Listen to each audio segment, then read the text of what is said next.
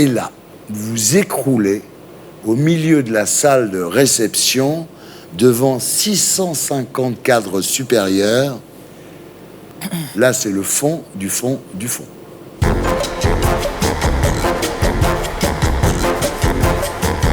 nous accueillons notre terrienne du samedi 20h ce soir. Bonsoir, Laurence Côté. Alors, Laurence, businesswoman en pleine réussite, vous avez sombré dans l'alcoolisme professionnel, celui des repas d'affaires et des mondanités trop arrosées, jusqu'à cette cérémonie des vœux dans la grande entreprise où vous étiez membre de la direction. Et ce soir-là, vous vous effondrez, ivre-morte, devant 650 cadres supérieurs. Vous racontez votre histoire dans un livre intitulé « Non, j'ai arrêté », publié chez Inter Éditions et à 20h dans Salut les Terriens.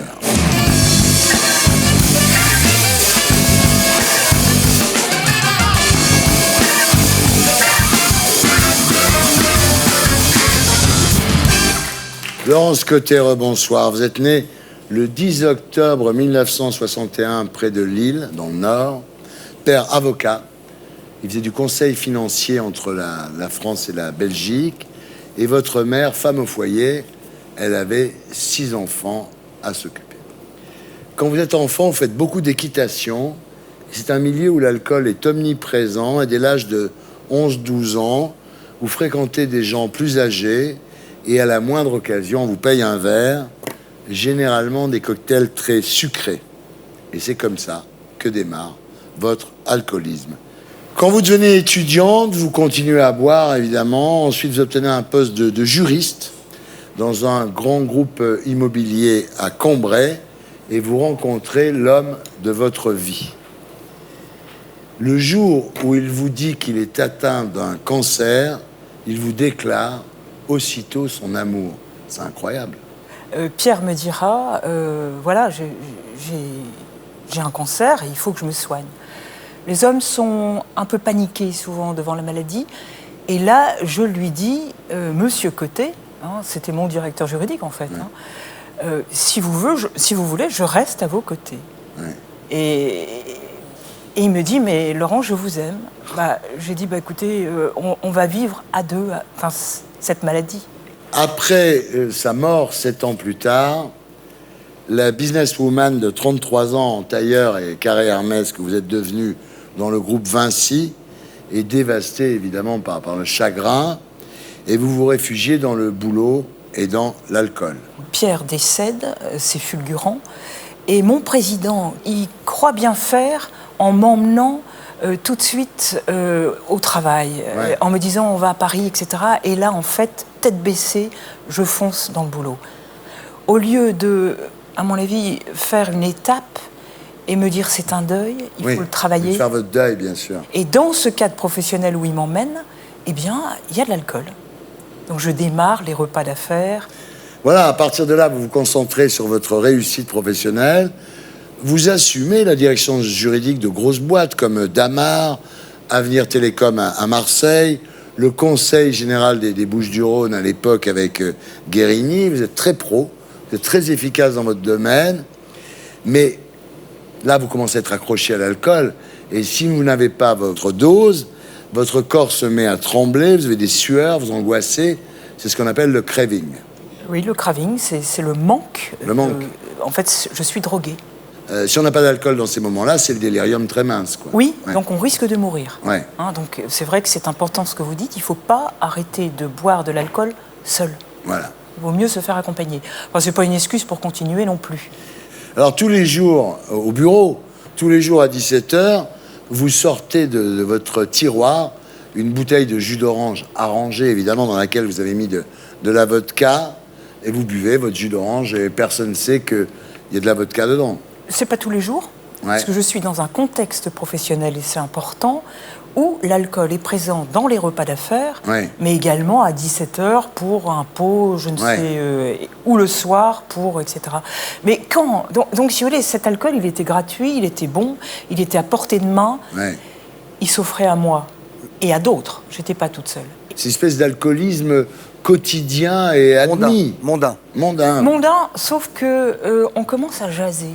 Ouais. Et à dire, dites donc, Madame Côté, elle est pro, mais elle a une sacrée descente. Et donc là, je suis pas folle. Je me dis, attention, on commence à jaser. Là, vous vous cachez.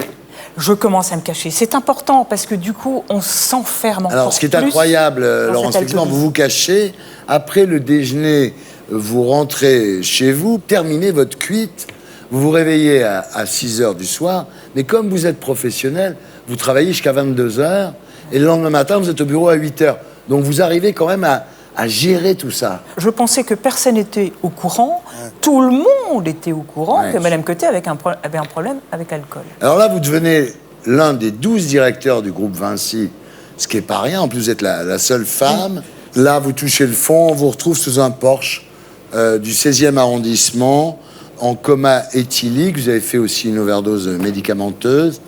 Les pompiers pensent que vous avez essayé d'en finir. Est-ce que c'est vrai, Laurence ? C'est un suicide brutal, oui, raté. Ouais. Oui, non, j'ai voulu, oui. Alors après l'hosto, le craving revient et regagne, finalement. C'est ça à chaque fois. Et là, le 23 janvier 2009, cérémonie des vœux dans la filiale de Vinci où vous travaillez. Vous commencez par pourrir le directeur général, genre l'espèce de liberté factice que donne l'alcool, où on dit aux gens tout ce qu'on pense d'eux sans vraiment avoir de barrière. Et là, vous écroulez au milieu de la salle de réception devant 650 cadres supérieurs. On vous traîne dans votre bureau, vous vous réveillez sur la moquette et en fait, quand vous vous réveillez, vous découvrez que vous vous êtes vomi dessus parce que vous avez fait une crise sans doute d'épilepsie. Là, c'est le fond du fond du fond. À partir de ce jour-là, ma maladie est mise en lumière. Je n'ai plus à la cacher. Et enfin, un médecin peut vous aider.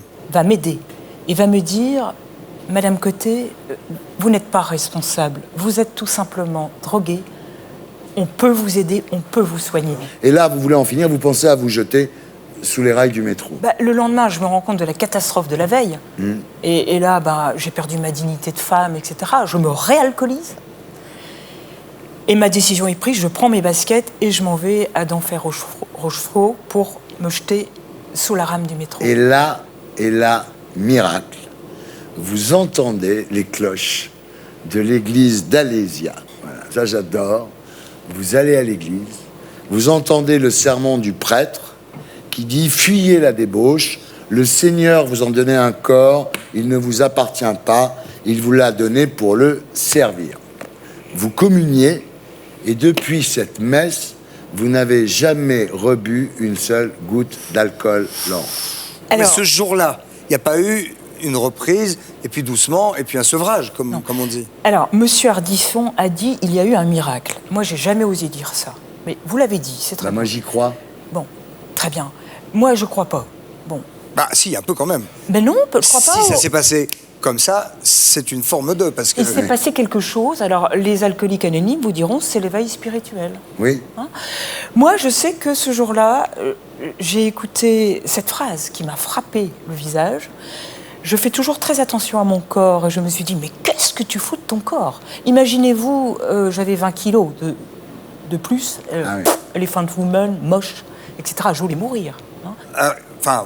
Pour les alcooliques qui écoutent madame, c'est super bien peut-être qu'ils aient à l'église, mais le mieux c'est de se faire aider, parce que toute seule en général, mais on est bien d'accord. C'est très compliqué. Et c'est là où le lundi, je rencontre ce médecin, je lui raconte toute mon histoire, il me dit, mais écoutez madame, d'abord c'est formidable, ça fait 48 heures que vous buvez pas. Donc, et sans... Non, j'ai pas eu de craving, j'ai pas eu de délirium tremens. Je vais vous dire un truc quand même, vous devriez y croire, parce que... Oui, il y a un moment, il y a un faisceau de présomption. Je ne veux pas faire du prosélytisme pour Jésus-Christ, mais vous devriez y croire. Je crois en des forces, mais c'est trop facile. Après, tous les alcooliques vont courir dans l'église. Tant mieux qu'ils aillent à l'église, et si ça les sauve. Non, il faut se faire soigner, c'est ça que je veux dire. Oui. Il y a le petit... il y a le déclic. Il y a le déclic qui s'est fait.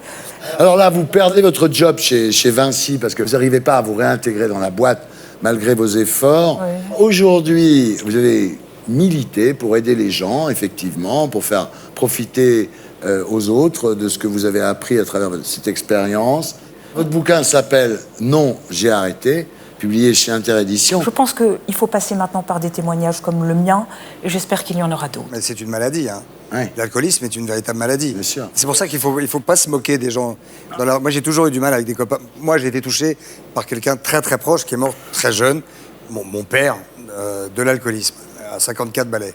Donc, il est mort de ça, donc je connais ça très très bien. Et c'est pour ça que je vous trouve magnifique d'en parler aussi librement, parce que normalement, les alcooliques sont dans le déni le plus total. Et c'est très bien d'avoir un témoignage comme celui-là, parce qu'aujourd'hui, les jeunes boivent très vite, beaucoup, et de manière incroyablement forte. Quand on boit pas, on n'est pas cool. Moi, je bois pas du tout, donc on me dit « Oh, tu dois te faire chier dans la vie ».